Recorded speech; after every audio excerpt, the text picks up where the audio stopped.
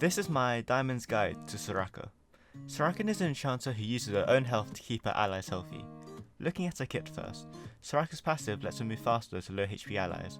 Starcall shoots a star in a targeted area, enemies hit are slowed, and if an enemy champion is hit, Soraka receives Rejuvenation which grants healing and movement speed. Astral Infusion is a targeted heal which consumes her own HP. If Soraka is affected by Rejuvenation, the health cost is reduced and the ally healed is granted Rejuvenation, both the healing and movement speed. Equinox silences an area, recruits all enemies caught inside once the duration ends. Wish is an untargeted heal which heals all allies on the map, healing for more when the allies are low HP. For itemization, start off with Stealthy's Edge most games, or opt into Relic Shield against difficult poke matchups. Build into Lucidity Boots for extra ability haste to lower the cooldown of your heals. Soraka greatly benefits from Moonstone Renewer as she procs it twice on the empowered heal, once on the initial heal and once during the rejuvenation aspect. Additionally, when she casts her ultimate, Starlit Grace is applied on each target. This can help split pushing allies as they are healed for an extra 25%, as well as just granting more healing during teamfights.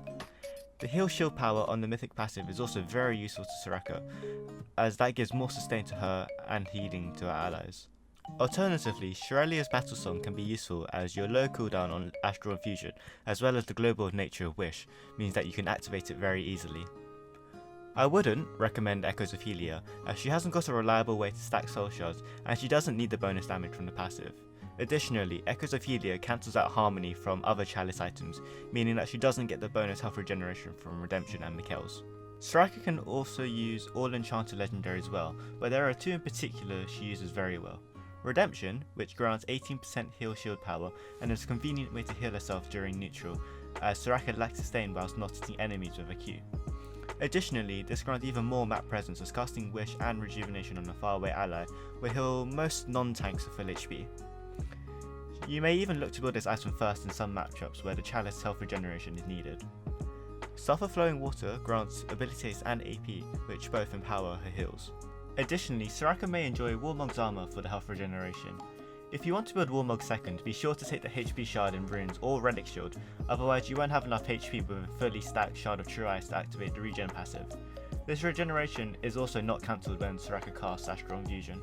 Soraka can also benefit from other defensive options such as Zhonya's and Banshees, but you should generally avoid building defensive items to maximise your healing and only build them when necessary.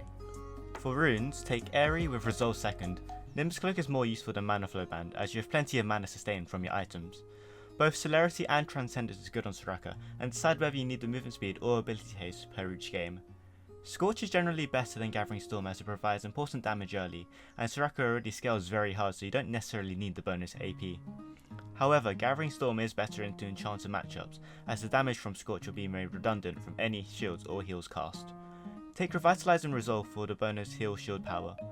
Then take either Bone Placing for anti-burst, Second Wind for anti-poke, or Font of Life when you have many auto-attackers on your team. Soraka can struggle against hard engage such as Blitzcrank and Nautilus as she has no mobility outside of the movement speed from Rejuvenation. However, her silence provides a powerful disengage as it can prevent extensions of CC against champs such as Leona or Alistar, or prevent escapes on champs such as Rakan. She also can struggle with long-range poke from champions such as Xerath as they can keep their distance and not allow Soraka to sustain back from Starcall. However, Soraka does well into other close-range matchups, as she has a lot of harass and a slow and movement speed makes it hard to chase her. She also does well into other enchanters, as most other enchanters provide shielding, which blocks damage, whereas very few enemies can heal back damage dealt. She can also stand her ground against mages, as both mages and enchanters can have much of their presence nullified by Equinox. Soraka can function well with almost all ADCs. Some noticeable synergies are with Neela, who can re-heal Soraka for super sustain in lane, Ashe, who's slow makes it easy to hit Starcall, and Karthus, as both their ultimates mean they have a lot of map pressure and can turn fights without even being there. She also works well with hypercarries, as they are both late game monsters, so the carry won't die. She can also work well with aggressive early picks, as her trading pattern is very strong in lane, easily creating a health advantage. Here are some tips, some of which were taken from the Soraka subreddit when I asked them if they had any helpful tips. The link to the thread will be in the description below. Soraka's Q lands faster the closer you place it to yourself. This means you're much more likely to land it if you cast it closer to you. You can use the movement speed from Rejuvenation to help allies escape enemy threats, even if they are healthy. At 23 ability haste and 4 points in W, you can give 2 procs of Rejuvenation per cast of Starcall. Soraka's E silences enemies when they enter the zone. This means that they can cleanse out of it, and they won't be re-silenced unless they re-enter the zone. Additionally, placing the silence field over Thresh's lantern will stop enemies from taking the lantern. Soraka's ultimate can affect allies under stasis or in Death Realm. This doesn't mean it can affect everyone on the map, as there are some inconsistencies with intargetability.